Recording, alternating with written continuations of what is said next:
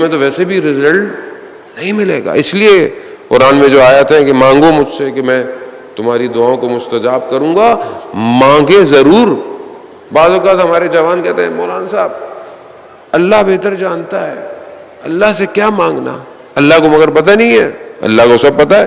اللہ کو یہ بھی پتہ ہے تمہارا انجام کیا ہونا ہے، اللہ کو یہ بھی پتہ ہے قیامت میں تمہارے ساتھ کیا ہونا ہے، اس کو سب پتہ ہے. بھائی وہ خدا ہے، لیکن اسی نے جو جانتا ہے اسی نے قرآن میں کہا ہے کہ مجھ سے مانگو میں مستجاب کروں گا. وہ اگر دنیا میں تمہیں نہیں ملے گا تو روایات کہتی ہیں اسی آیت کے ذیل میں کہ خدا تمہیں آخرت میں اتنا ریوارڈ دے گا کہ تم پریشان ہو جاؤ گے کہ یہ نیک عمل تو میں نے کیا ہی نہیں تھا. تو پوچھا جائے گا یہ کیا ہے؟ کہا وہی جو تم نے مانگا تھا وہاں نہیں ملا، ہم تمہیں یہاں دے رہے ہیں. بندہ کیا کہے گا؟ کاش مجھے دنیا میں کچھ بھی نہ ملا ہوتا.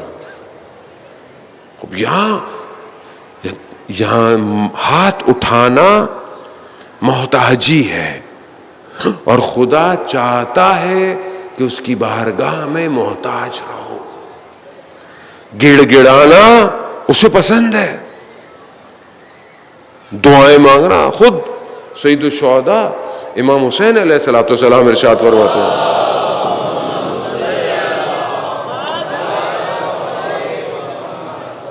امام دعائے عرفہ جو ہم پڑھتے ہیں روز عرفہ، امام نے اس دعا کو کھڑے ہو کر پڑھا. راوی کہتا ہے کہ مسلسل سید الشہداء کے آنکھوں میں آنسو ٹپک رہے تھے. یعنی امام حسین جیسی ہستی اس کی بارگاہ میں کس طرح گڑ گڑا رہی ہے کہ پروردگار تجھ تک پہنچنے کے لیے نشانیوں کی ضرورت نہیں ہے، تو کسی نشانی کا محتاج نہیں ہے. بھائی ہم کہتے ہیں نا کہ اس کے ذریعے سے پہچانو، اس کے ذریعے سے پہچانو، ٹھیک ہے اسباب کے ذریعے سے، لیکن امام کہہ رہے پروردگار تو نشانیوں کا محتاج نہیں ہے. اصل میں نے تجھے پہچان کر باقی چیزوں کو پہچانا ہے.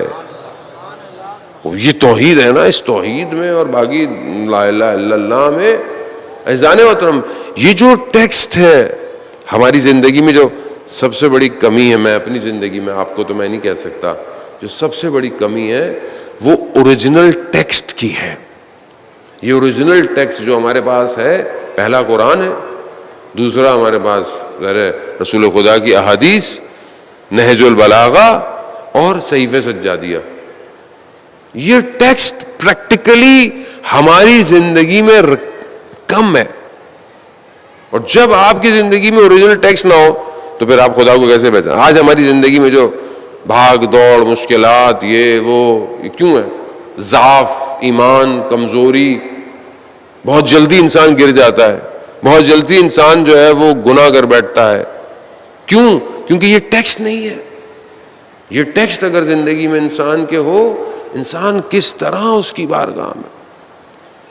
صحیفہ سجادیہ میں امام فرماتے ہیں اپنی پہلی دعا کے اندر کہ پروردگار سارے راستے تیری محبت کی طرف جاتے ہیں، سارے راستے، مگر میری زندگی مجھے کوئی راستہ مجھے تو نظر نہیں آتا کہ جو اس کی طرف جائے.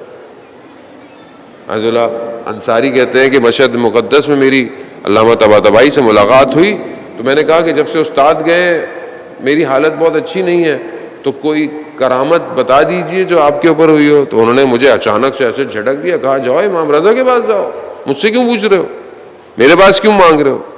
تو کہا مجھے آپ کو اس صاحب حرم کا واسطہ پلیز مجھے بتا دیجیے، شاید میرے پر کچھ اثر ہو جائے. تو انہوں نے کہا کہ جب تک میں زندہ ہوں نہیں بتاؤں گا. کہا مجھے ابھی جو ریسنٹ کرامات میرے اوپر مجھے ملی ہیں وہ یہ ہیں کہ میں رات کو تمام موجودات کی صدائیں سنتا ہوں، مجھے نیند نہیں آتی. اور دوسری کہ جب میں نماز پڑھ رہا ہوتا ہوں تو میں اوپر سے اپنے آپ کو دیکھ رہا ہوتا ہوں. کیوں؟ کیونکہ اپنے آپ کو بدن سے آزاد کر دیا ہے.